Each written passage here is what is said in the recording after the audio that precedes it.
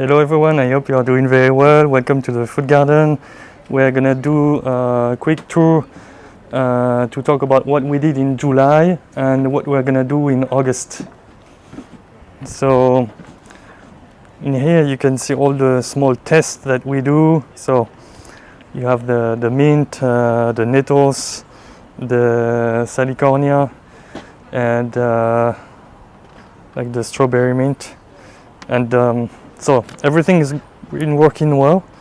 And although my conclusion is that, for example, the salicornia works well, but people are not eating a lot of it, while there are a lot of people are talking about the mint. So I think next year we'll go like just focus on the most simple and the most appreciated plants like mint. So we're going to do less experimental plants and more classical plants like the mint. So in here you can see the black currant. So they are doing very well. They are growing new shoots. You can see like the old shoots are like dark color, and the new ones are very like a soft, lighter color. And some of the new shoots are even like growing some already growing some black currant. So they are not ripe yet, but I still eat some. It's very healthy. So the strawberries are doing well. These ones are less vigorous than the one over there, and the main difference is that in here there is no, like it's just dead leaves and kitchen scrap, so it doesn't retain water perfectly. So I think next year we're gonna add a few handfuls of clay in each of these to improve the water retention. And another note here is that the asparagus are growing new shoots. I think probably because of the very wet weather we had in July. Yes, because by the way in July we had already like 55 millimeters of rain, so we almost didn't have to water, and it's been around 60 to 77 degrees Fahrenheit with two packs at 87, so it's very reasonable temperatures for July. So in here you can see the blackberries and the artichokes. So what I noted for the blackberries is that the residents, either because they don't know how to differentiate blackberries and raspberries, or because they just have the reflex to pick every fruit even when they are not ripe. So basically they're picking the blackberries when they are not ripe, and they don't eat it because it's too hard and not good. So we find lots of unripe blackberries on the ground. So I hope next year either they're gonna remember that you have to wait until it's black, or there will be like enough abundance to make it work, even though people are eating unripe blackberries.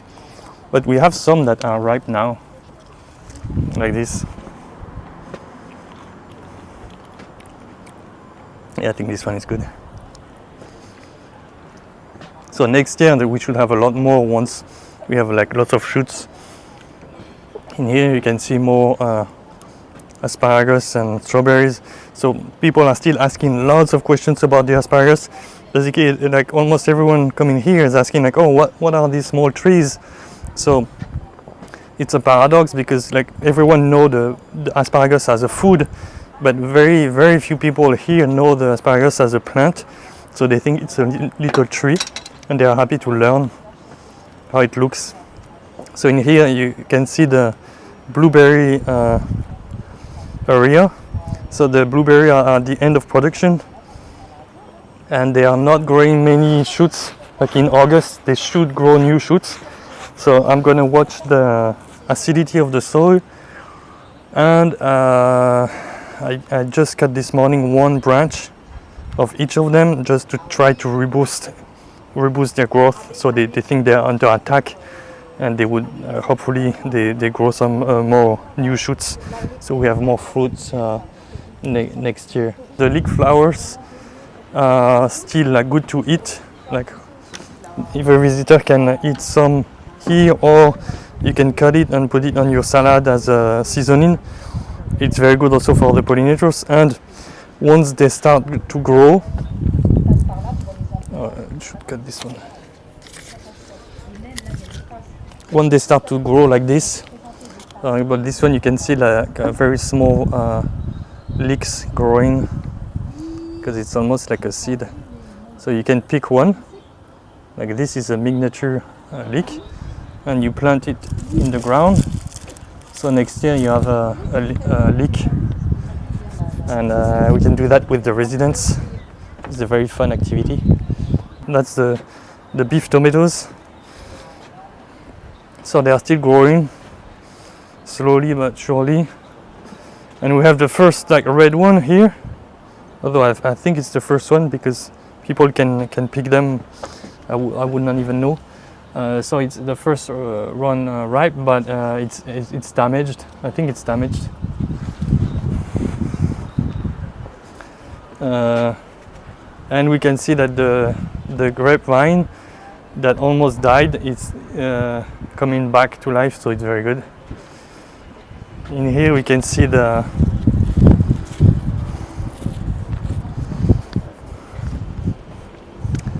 cucumbers are doing very well. They are growing like we are growing them. We are sticking them exactly like the tomatoes by just rolling them around the string and cutting the suckers, so it grows vertically instead of growing horizontally, like instead of growing in a bush. And the benefit for us is that people can actually really easily see how it grows. It's not hidden by the leaves. It's more interesting. It's easier to manage and more interesting for the educative aspect, like the botanical aspect. And in here we can see the zucchinis, so they are producing well. Lots of zucchinis, and people really like them. Like the activity coordinator did some a salad, a big zucchini salad that she had everyone in the residence try test, and she did a zucchini tart as well. So it's fun to see them using their creativity to use the zucchinis. And lots of people are also asking about the corn, asking about how it pollinates, for example. So we can see they are very interested in seeing like the male flowers and the female flowers, and understand how it pollinates and how it works. It's like some of them have never seen a corn plant that well. Now we arrive at the Eiffel Tower, so you can see the cherry tomatoes are growing on it. They are still between the second story and the third one, so I hope they can reach the top by the end of the month. That would be cool. And you can see the first cherry tomatoes that are ripe. So people have been harvesting them already, I think for about like 2 weeks. And they really like them. It's really cool that even the residents on the wheelchair can actually come here and pick the tomatoes by themselves. It's really nice. So now we arrive at the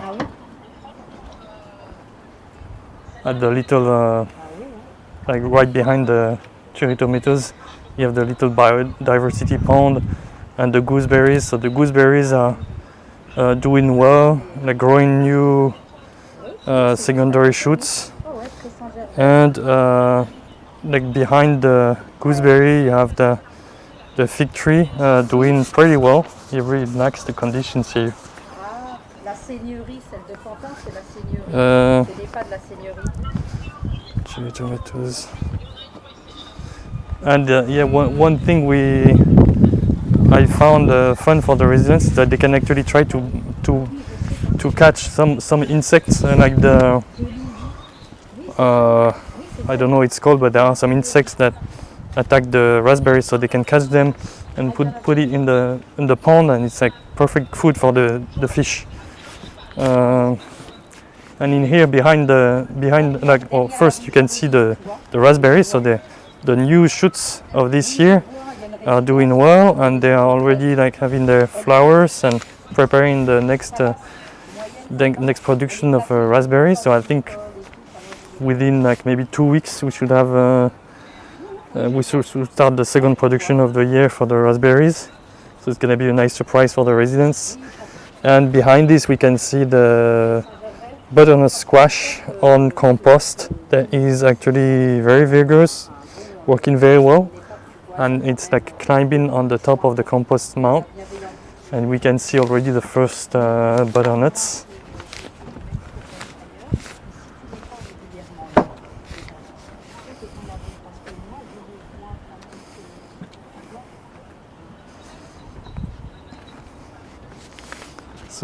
So in here you have like the planters. That's the planters where we did the sugar peas.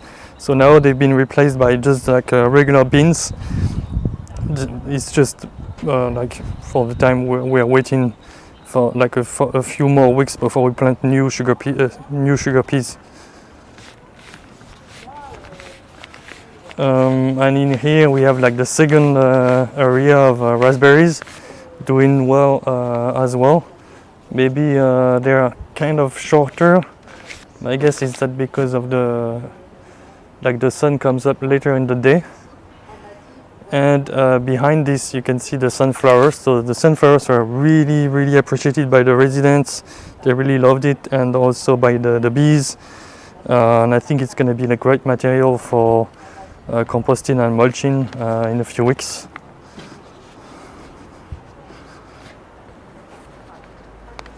And yeah, speaking of August, so in August we're gonna sow, as I said, sugar peas, but also coriander, the leeks, as I said earlier, and also some spinach. We want to sow lots of spinach because it's like in here it's the perfect vegetable to grow in the autumn, winter, and spring. And just now we arrive at the rabbit. So the rabbit is doing very well. He's in his garden right now. He likes to run around and eat the bamboo, and I really noticed that he's doing very well with the fragile residents, like giving them hugs and kissing them. And also, like some residents or families forgot to close his house for the night. So despite this, he did not escape. He just stayed inside. And also they picked some tomato leaves to feed him, which is a mistake because it's not edible. It could be toxic, but the rabbit didn't eat it, so it's very good. So now I can take it. Thank you very much for all your messages. I really appreciate your support, and I'm very happy to be in this garden, and I'll talk to you soon.